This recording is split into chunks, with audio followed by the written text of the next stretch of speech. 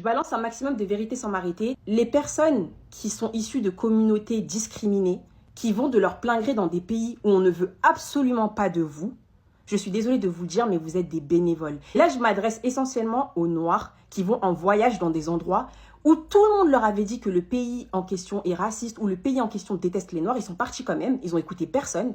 Et ensuite, ils reviennent et ils viennent pleurer sur la place publique, ou se plaindre sur la place publique, ou demander de l'aide à leur peuple. Ah non, non, non, là maintenant, t'es seul dans ton combat, Ibrahim. J'ai dit les Noirs parce qu'en fait, c'est la réalité de mon peuple que je connais. Mais peut-être que vous n'êtes pas Noir et que vous allez reconnaître les comportements des gens de votre propre peuple. Donc ça, c'est possible aussi. C'est vrai qu'on dénonce de plus en plus le racisme envers les personnes noires, etc. Et c'est très bien.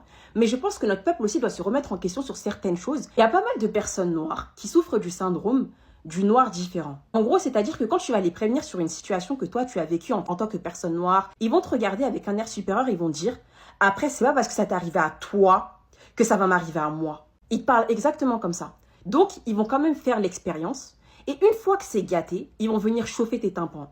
Il y a un moment donné, vous méritez absolument pas l'empathie de qui que ce soit. Et c'est pas la peine de venir jouer la carte du « je suis noir, vous devez me soutenir, on va pas vous soutenir ». Parce que dans votre démarche, vous avez pris les gens de haut. Dans votre démarche, vous pensez que vous êtes différent des autres noirs.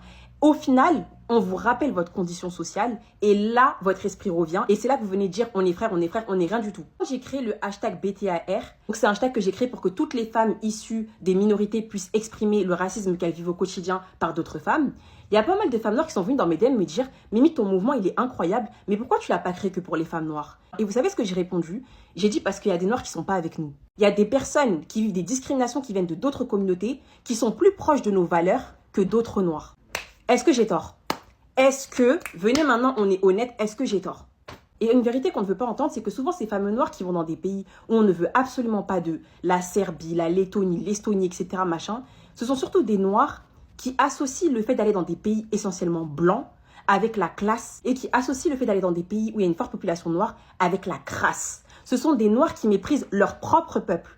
Mais ça, on ne veut pas le dire. On le pense au fond de notre cœur, mais personne n'ose le dire tout haut. Je suis désolée, mais il y a un moment donné, on ne peut pas changer tout le monde entier non plus. Et il faut accepter qu'on ne peut pas être aimé de tout le monde.